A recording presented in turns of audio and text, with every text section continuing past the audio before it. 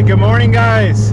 We are headed over to Z Fever in Tampa to hang out with Adam. He's getting his car tuned. I really need to work on the cars today, but Adam's not going to be in town for very long. I haven't got to see him often lately, so I figured it was a good excuse to go spend the morning hanging out with him while he gets his car tuned and whatnot, because I miss the guy and I hardly get to see him anymore. So that is what we are doing. We're taking the vet, obviously. We're driving the vet. Where I live now, pretty much everywhere you go is back roads. And it's really nice, and it's just such a good back roads car. Also, this new J. Cole album is fire. But yeah, don't forget, the Drift Vet giveaway is still live. We've got just under a month left to go. So if you guys haven't entered yet, now is the time. We have like this shirt in black and white. We've got the green Drift Vet shirt. It's like a dark green. I really like that one. We've got the 3 different colors of the render. We've got slaps, key tags, all sorts of stuff. So link below, strangesweepstakes.com. Check it out if you're interested. The support means a ton. Like, this is a really big thing. I know I've talked about it before, but it is huge for the channel and us, you know, essentially the channel's success going forward. So if you're interested in supporting the channel, I would greatly appreciate it. So anyway, I'll see you guys when we get to Z Fever. I'm not going to film a whole ton. You know, this is like Adam's thing. It's his video. You know, I don't like to film too much in these situations. I just figured I'd show you guys some clips of my morning. Oh, I need to know where I'm going. Oh, I got to go right.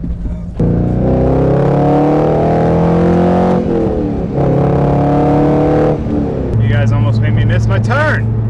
Okay, I'll see you guys there. All right, we're back home. I didn't end up filming anything while I was hanging out with Adam. It was more fun to just hang out and film with him. Like I said, it's just, I don't know, it's just like overall better. I can help him film. I can be like more of a part in his video than just trying to make my own like halfway version of what I feel is just his content. So I don't know, I don't really like doing that. Like, if I'm hanging out with somebody who does YouTube and it's their thing, like, it's their thing. I don't like to encroach on that. But anyway, we're back. We're gonna get started. We're gonna get some work done. We got just kind of like a slew of things to do. We don't have any like one specific thing that needs to get done. So also got the new stubby Impact. You guys may have already seen this on Trevor's channel. I had to wait because it got shipped to my old address. So then I had to have Marco pick it up, and then my coworker ship it out. So I finally got it, and it is sick. I can't wait to use it. It's tiny. Look at how small it is. I'm going to compare to a normal Impact. So this is an already very small Impact. Oh, I guess I'll get the big one too. All right, 1 second. I'm done for the day. All right, so as you can see, huge size difference. So this is the big boy. I don't have to break this out too often, but when I do have to break it out, I need it. You know what I mean? It's one of those things where like, I can't get the bolt off. I need that power. This is the size. This is a 3/8 version. I have a 1/2 inch version as well of this exact same model basically, and this is the one I use the most for like anything 15 mil head or bigger. I use it all the time. Wheel bolts, suspension stuff, everything. That's what I use. And then look at how much smaller even this is than that. Isn't that crazy? Look, especially like the depth, because that's where you usually run into issues, is getting into a tight spot where you don't have the room. So that is rad. This is the Milwaukee, people always ask and I never tell you guys, 2554-22 3/8 stubby impact wrench kit. They sell it by itself too if you have the, you know, any M12 tool, which I already have a bunch of M12 tools. You can get it and just use your batteries. So we got the perfect opportunity to test it like right now. Exhaust clamp. If you guys saw the diff brace / oil cooler install video on the Z, you'll know that my exhaust clamp just snapped in half. So I ordered another one and I got it today. So we're going to put the muffler back on before we go park this thing, because I cannot stand the way it sounds straight parked. It sounds terrible. Terrible. Comment below if you know what that's from. I ordered the semi-nice one off Amazon because it just looked semi-nicer. So I guess because we have the lift, we'll just put the car on the lift to do this, even though it's like, could easily be done on the ground. Just gonna use my lift, because why not? So hyped to have a lift. Oh, look at that fancy new E-band clamp. I can't remember. I feel like if I put it up this way where it's not super low to the ground, which is what happened to the other one, it got scraped like right there. If I do that though, I think it hits the diff. We're gonna try to put it together like this and we'll see what happens.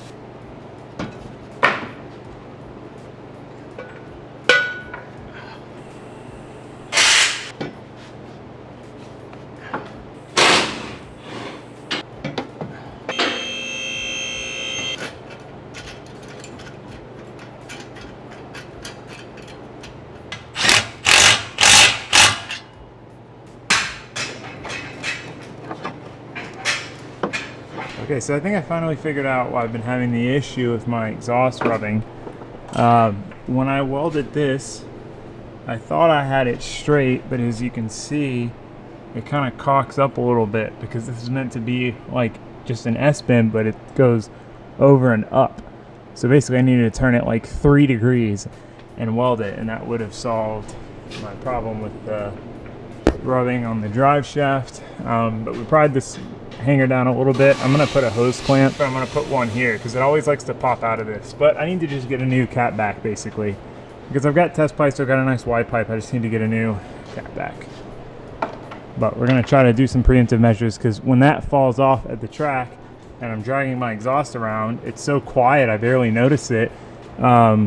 And then I destroy my clamp, and this is a nice clamp. I don't want to destroy it, and I can't put the bolt up top because there's no room. I guess maybe there would be now. Probably turn it 180 degrees. We'll try that. All right, we've got a clamp to keep it falling off that one and that way. That's good. Usually this is what I use for all small stuff. Normally I switch between something like this, then I have to change it, switch to something like this, you know, because I'll be working on something with bolts and screws. So this will be nice because I can keep sockets on this one and then a screwdriver bit on this one, which will make things a lot faster. Good. All right, moving on. Gonna get the Z out of here, the Miata up on the list. I think I'm gonna make my new Miata intro now. Take the time to do that. And then you'll be able to get a good fee for whatever it is. So don't worry too much. Somebody's interested in everything. And anything you can be interested in, you'll find others will. But it's absolutely stupid to spend your time doing things you don't like.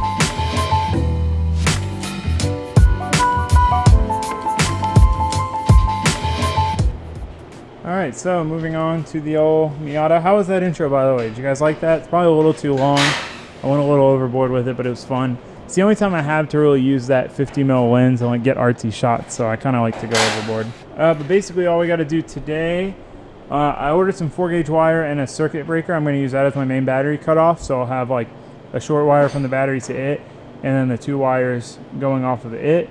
I'm also gonna add, my buddy Andrew from Haltech was just giving me some advice on LS stuff and like wiring, and he said what helps a lot is to run a ground cable all the way from the battery to the cylinder head. Probably do that. So I ordered enough wire to do both of those things, and the circuit breakers, and I need to add fusible links in a couple spots. So there's still a couple like little tinkery things to do with the wiring, but right now the main thing is I need to wire in all my gauges and get all that sorted. The gauges, the cigarette lighter, content sensor, pigtail, all the little stuff. So I'm gonna start working on that. I'm not gonna show you guys too much because it's boring, but just letting you know what I'm doing, right, Ben? Ben's rebuilding this beautiful NB Miata. He's restoring it back to factory showroom condition. Yeah, Restoring. Yeah, I mean, you're at the strip down phase of the restoration. First step of restoring it, you just gotta rip the whole car apart, sell all the parts. Well, you can do that too. All right. I've been making little disconnects for my Auber Instruments gauges, because otherwise you have to unscrew them from the back of the gauge. So I made these little pigtails. Just been doing a lot of tinkery stuff. Ben took the wiper cowl off that car and put it on here with a little plug, so it looks all nice and fancy. I put the wiper arms back on. I put this little guy back on, which covers basically the cabin air filter area, so rain doesn't pour directly in.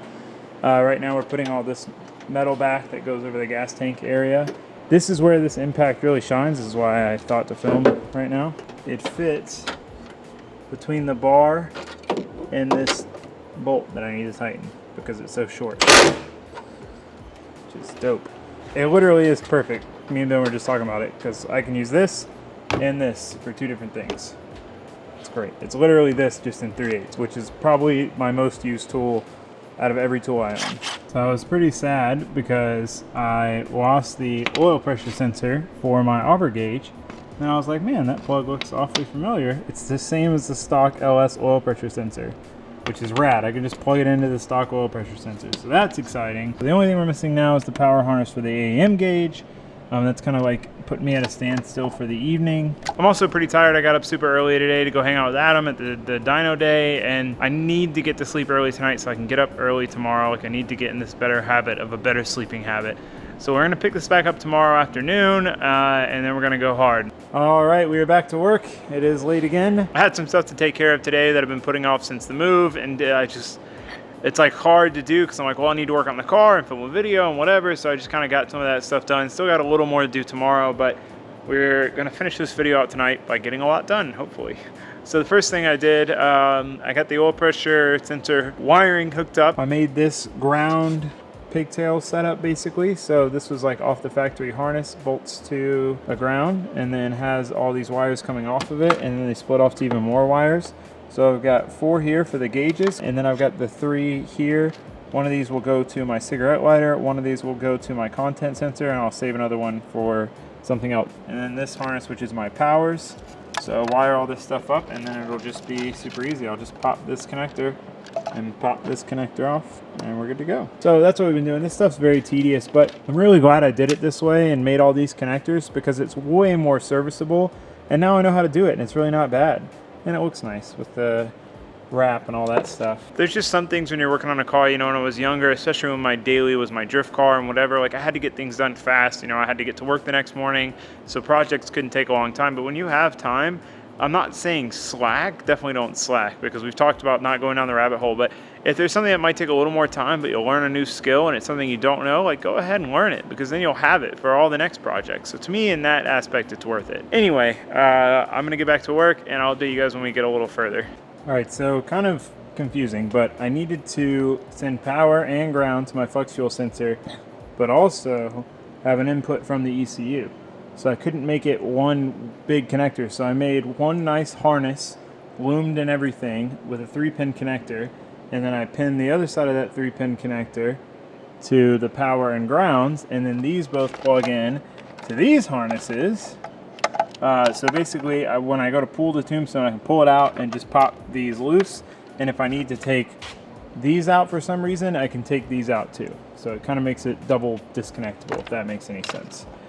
So we're gonna put these in, and then we're gonna wire the tombstone up, and then we're gonna put everything in and kind of see how it works, if it works. Okay, so these auger gauges I might have wired wrong with the sensor part. Like, it's power ground, that's easy, but then you have the sensor wiring, and I always mix this up. So the only thing I don't like about these gauges, and part of why I made all these pigtails, because otherwise to take this tombstone off, I'd have to pull it out and unscrew those and then pop the terminals off, which would be annoying. So that's why we did this. So we've got our oil pressure sensor pigtail, our coolant temp sensor pigtail. The only reason this one is so long is because I already had it cut and spliced there, and I didn't want to butt connector that and then cut it, splice it further up. I might, depending on how annoying it is to connect and disconnect this. We will see. It just depends on where this part comes into the car, which should be pretty close and pretty easy to get to. We should be able to get that to like right behind the dash. Pretty happy with this. It was very tedious, but we got it done. So we'll see if she works.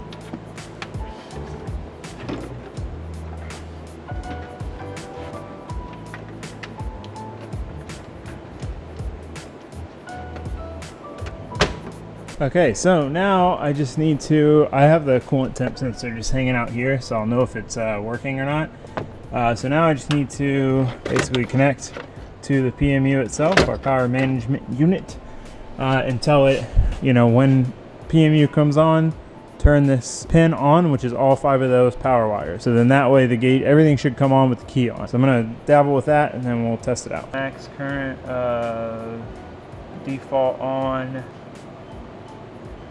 Oh, we're not connected. The PMU. All right, well, my USB to CAN adapter appears to not be working. I checked everything else. I realized when I set the program that it was never connected to the PMU. So I started messing with everything. I looked at everything. I checked the connector. I ohmed out the wires from the connector to the USB to CAN adapter. And the CAN wires are connected all the way through. It's got power and ground on both spots it's supposed to on the plug for the CAN adapter. But the CAN adapter is not turning on. So that is why we cannot connect to the computer. So because of that, I can't set the program. I can't tell it to, hey, turn this pin on when it comes on, and find out if I did all my wiring correctly, which is pretty simple. So I have a feeling it'll be okay.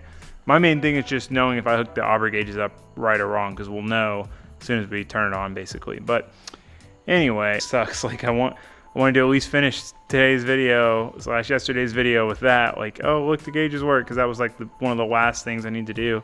But whatever, save it for another day. That being said, that's gonna be it for this video.